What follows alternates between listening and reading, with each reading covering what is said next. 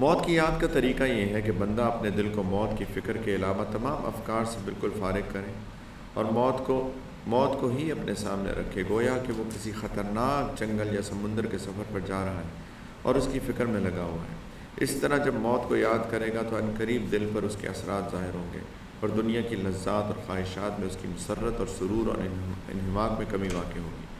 انسان کو چاہیے کہ موت کی مختلف صورتوں کو یاد کرے اور اپنے ان ہم اثروں کو یاد کرے جو اس سے پہلے دنیا میں جا چکے ہیں، ان کی موت اور مٹی تلے دب کر گم ہو جانے کو یاد کرے، ان کی شکل و صورت اور احوال کو یاد کرے اور سوچے کہ کس طرح مٹی نے ان کی صورتوں کو بگاڑ دیا ہوگا، ان کے اجزائے جسمانی کس طرح قبر میں بکھر گئے ہوں گے، کس طرح موت نے ان کی بیویوں کو بیوہ اور اولاد کو یتیم اور اموال کو ضائع کر دیا، ان کے گھر اور مسجدیں ان سے خالی ہو گئیں اور ان کی صرف یادیں اور آثار باقی رہ گئے۔ سیدنا ابو درداء رضی اللہ تعالیٰ نے فرمایا کہ جب تم مردوں کو یاد کرو تو خود کو ان میں شمار کیا کرو۔ سیدنا عبداللہ بن مسعود رضی اللہ تعالیٰ عنہ نے فرمایا نیک وقت انسان وہ ہے جو دوسروں سے نصیحت حاصل کرے۔ سیدنا عمر بن عبدالعزیز رحمۃ اللہ نے فرمایا کہ کیا تم دیکھتے نہیں ہو کہ تم ہر روز اپنے ہاتھوں سے اللہ کی طرف جانے والوں کی تجہیز و تکفین کرتے ہو اور انہیں زمین کے گڑھے میں ڈال دیتے ہو جہاں مٹی ان کا تکیہ اور بستر ہوتا ہے اور احباب و اسباب ان سے منہ موڑ کر واپس چلے جاتے ہیں۔ بیماروں کے پاس یا قبرستانوں میں جا کر اس قسم کے تصورات اور افکار کو اپنے ذہن میں حاضر کرنے سے موت کی یاد تازہ ہو جاتی ہے، یہاں تک کہ انسان پر اس کیفیت کا غلبہ ہو جاتا ہے اور وہ موت کو گویا اپنی آنکھوں کے سامنے دیکھ رہا ہوتا ہے۔ موت کو اس طرح یاد کرنے سے دل میں آخرت کی رغبت اور اس کی تیاری کا شوق پیدا ہوتا ہے، ورنہ اگر زبانی کلامی موت کو یاد کیا جائے تو اس کا اتنا زیادہ فائدہ نہیں ہوتا، لیکن دل میں جب بھی دنیا کی کسی چیز کی محبت پیدا ہو جائے تو انسان یہ تصور کرے کہ مجھے ایک دن اس سے جدا ہوں۔ ابن مطیع رحمۃ اللہ علیہ نے ایک دن اپنے گھر کو دیکھا جو انہیں بہت اچھا لگا تو روتے ہوئے فرمایا خدا کی قسم اگر موت نہ ہوتی تو میں ضرور تجھ پہ خوش ہوتا، اگر ہمیں قبر کے تنگ گڑھے میں سونا نہ ہوتا تو ہم دنیا سے اپنی آنکھوں کو ٹھنڈا کرتے۔ پھر آپ اس زور سے روئے کہ آپ کی آواز بلند ہو گئی۔ نبی کریم علیہ الصلوۃ والسلام نے سیدنا عبداللہ بن عمر رضی اللہ تعالیٰ عنہ سے فرمایا کہ اگر تم صبح کرو تو شام کا خیال بھی دل میں مت لاؤ، اگر شام کرو تو صبح ہو جانے کا خیال دل میں مت لاؤ۔ وَخُذْ مِنْ حَيَاتِكَ لِمَوْتِكَ وَمِنْ صِحَّتِكَ لِسَقْمِكَ فَإِنَّكَ يَا عَبْدَ اللَّهِ لَا تَدْرِي مَا اسْمُكَ غَدًا۔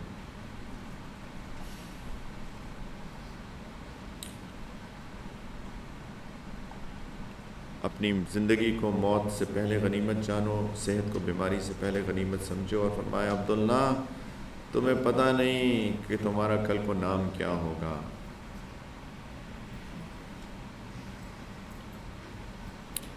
آج سب نام سے پکارتے ہیں، کل کو کہیں گے میت۔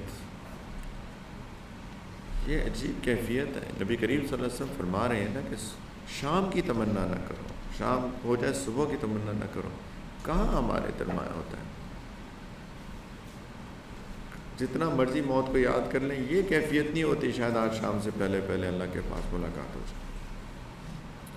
حدیث میں آیا کہ نبی کریم علیہ الصلوۃ والسلام نے ایک مرتبہ 3 لکڑیاں لیں، ان میں سے ایک لکڑی کو اپنے سامنے گاڑا، ایک لکڑی کو اپنے پہلو میں، تیسری کو اپنے سے دور رکھ دیا، پھر دریافت فرمایا کیا تم جانتے ہو کیا ہے؟ صحابہ نے عرض کیا رضی اللہ عنہم اللہ اور اللہ کے رسول بہتر جانتے ہیں۔ آپ نے فرمایا یہ پہلی لکڑی انسان ہے، یہ دوسری لکڑی موت ہے اور یہ تیسری لکڑی امید ہے جسے انسان باندھتا ہے لیکن اس سے پہلے ہی موت اس کو اچک لیتی ہے۔ آپ صلی اللہ علیہ وسلم نے فرمایا انسان کے ارد گرد 99 اسباب موت کے ہیں، اگر ان سے بچ جائے تو بڑھاپا تو آ ہی جاتا ہے، اس سے کب ایسے بچو۔ سیدنا عبداللہ رضی اللہ تعالیٰ فرماتے ہیں کہ نبی کریم صلی اللہ علیہ وسلم نے مان لی ایک چوکور خط کھینچا، ایک ریکٹینگل بنایا اور اس کے وسط میں بھی ایک خط کھینچا، ایک لائن کھینچی اور اس خط کے آس پاس اور بھی خطوط کھینچے اوپر نیچے اور ایک یہ جو درمیان والا تھا نا اس کو باہر ایکسٹینڈ کر دیا، لائن خط باہر نکال دیا۔ فرمایا سمجھ پتہ ہی کیا ہے؟ ہم نے عرض کیا اللہ اور اللہ کے رسول بہتر جانتے ہیں۔ فرمایا صلی اللہ علیہ وسلم کہ یہ درمیان والا خط یہ انسان ہے، یہ چوکور اس کی موت ہے، یعنی چاروں طرف سے گھرا ہوا ہے انسان موت سے، جس نے اس کو گھیر رکھا ہے اور یہ وہ اسباب ہیں جو اس کا پیچھا کرتے رہتے ہیں. یہ درمیان والی یہ ہے نا اس کے اوپر نیچے لائنز، یہ اسباب ہیں موت کے. کبھی یہ کبھی یہ کبھی یہ، کبھی بیماری، کبھی وائرس، کبھی بیکٹیریا، کبھی ایکسیڈنٹ، کبھی بخار، کبھی کووڈ، کبھی کچھ. اور فرمایا یہ جو باہر نکل رہی ہے نا لائن، یہ اس کی امید ہے.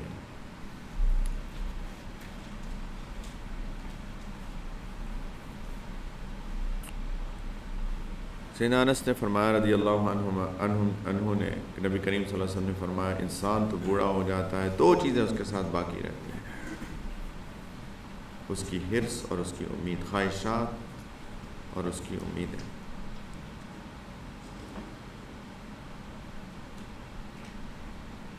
ایک روایت میں ہے کہ انسان تو بوڑھا ہو جاتا ہے، دو چیزیں اس کی جوان رہتی ہیں، زندگی کا حرص اور مال کا حرص. یہ مختلف روایت، اس کی تفصیل ہے، وقت تو نہیں ہے. محترم بن عبداللہ رحمۃ اللہ علیہ نے فرمایا کہ اگر مجھے میری موت کا علم ہوتا تو میں شاید پاگل ہو جاتا، لیکن اللہ نے اپنے بندوں پر احسان کیا کہ انہیں ان کی موت کا وقت بتایا نہیں.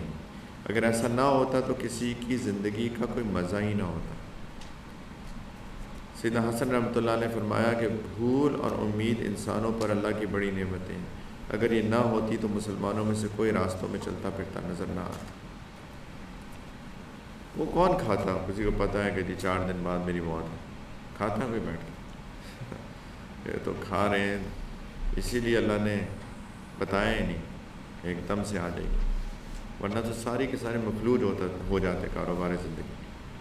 سیدنا سلمان فارسی رضی اللہ عنہ نے فرمایا کہ 3 لوگوں پر مجھے اتنا تعجب ہوتا ہے کہ مجھے ہنسی آتی. ایک تو وہ آدمی جو دنیا سے لمبی امیدیں باندھتا ہے حالانکہ موت اس کے پیچھے لگی ہوئی ہے. دوسرا وہ آدمی جو غفلت کا شکار رہتا ہے حالانکہ فرشتے اس سے غافل نہیں ہیں، یعنی ہر عمل کی طاق میں لگے ہوئے ہیں. اور تیسرا وہ آدمی جو کہکا لگا کر ہنستا ہے حالانکہ اسے نہیں معلوم کہ اللہ اسے راضی ہے یا ناراض. کیسے کہکا لگا کے ہنستا ہے؟ اور 3 باتوں کے غم کی وجہ سے میں رو پڑتا ہوں، ان کی وجہ سے ہنسی آتی ہے، اگلی 3 کی وجہ سے روتا ہوں. موت کے وقت اپنے عزیزوں کی جدائی سے، آگے کے مناظر کی ہولناکی سے، اور اللہ کے سامنے کھڑے ہونے سے. اور مجھے نہیں معلوم کہ میرے لیے جنت کا فیصلہ ہے یا جہنم کا، مجھے نہیں پتا. سیدنا ابوبکر صدیق رضی اللہ تعالیٰ عنہ اپنے خطبے میں فرمایا کرتے تھے، کہاں ہیں وہ، کہاں ہیں وہ نوجوان جن کے چہرے چمکا کرتے تھے، کہاں ہیں وہ بادشاہ جنہوں نے شہروں اور قلعوں کی مضبوط تعمیر کی، کہاں ہیں وہ بہادر جن کے دم سے میدان جنگ میں مارکا جیتا جاتا تھا. زمانے نے ان کے نام و نشان کو مٹا دیا اور وہ قبر کی اندھیریوں میں گم ہو گئے. تو کیسے کریں یہ لمبی امیدوں کے کیسے علاج کریں؟ کہتے ہیں جان لیجئے 2 وجوہات سے انسان لمبی امیدیں باندھتا ہے. ایک تو جہالت، دوسری دنیا سے محبت. جب انسان دنیا کی زندگی اور اس کی خواہشات اور لذات کا اسیر بنتا ہے تو پھر ان کی جدائی دل پر بہت بھاری گزرتی ہے. اس لیے دل موت کی فکر کو ناپسند کرتا ہے جو ان چیزوں سے انسان کو جدا کر دیتی ہے. اور انسانی فطرت ہے، وہ ہر ناپسند چیز کو اپنے سے دور رکھتی ہے. انسان کی فطرت ہے کہ وہ مختلف قسم کی باطل تمنائیں کرتا ہے اور ان کے حصول کے لیے ہر وقت کوشش کرتا ہے، اور انہی کے لیے اسباب کی فکر میں لگا رہتا ہے کہ کس طرح میرے پاس مال، دولت، عمدہ گھر، اہل و اولاد، دوست احباب، دنیا کی زندگی کے سارے اسباب جمع ہوں اور میں ہمیشہ ان سے لطف اندوز ہوتا رہوں. جب اس کی فکر کا دائرہ اسی حد تک محدود ہوگا تو وہ موت کی یاد سے غافل ہو جائے گا، بلکہ اسے موت سے نفرت ہوگی.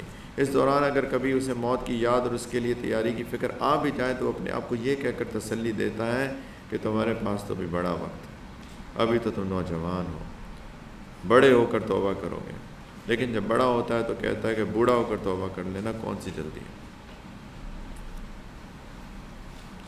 لیکن جب انسان بوڑھا ہو جاتا ہے تو کہتا ہے کہ فلاں گھر اور بنگلے کی تعمیر کے بعد، یا فلاں کام کے بعد، یا فلاں سفر سے واپسی کے بعد، یا فلاں بیٹے کی شادی اور گھر آبادی کے بعد، یا اس دشمن سے نمٹنے کے بعد توبہ کر لوں گا. تو ٹالتا رہتا ہے اور تاخیری حربے استعمال کرتا رہتا ہے، اور ایک شغل اور کام سے فارغ ہونے سے پہلے دسیوں کام اور مشاغل سامنے آ جاتے ہیں، اور وہ ان کو نمٹانے میں مصروف ہو جاتا ہے کہ ایسے وقت میں موت آ جاتی ہے اور اس کو گمان بھی نہیں ہوتا۔ یہ حقیقتیں ہیں بھائیوں۔ اس وقت حسرت کرتا ہے اور کف افسوس ملتا رہے گا، جس کا کوئی فائدہ نہیں۔ وہ یہ سمجھتا رہا کہ فارغ وقت ملے گا، حالانکہ دنیا کے مشاغل سے فراغت مل ہی نہیں سکتی الا یہ کہ انسان ان مشاغل سے خود اپنے آپ کو فارغ کرے۔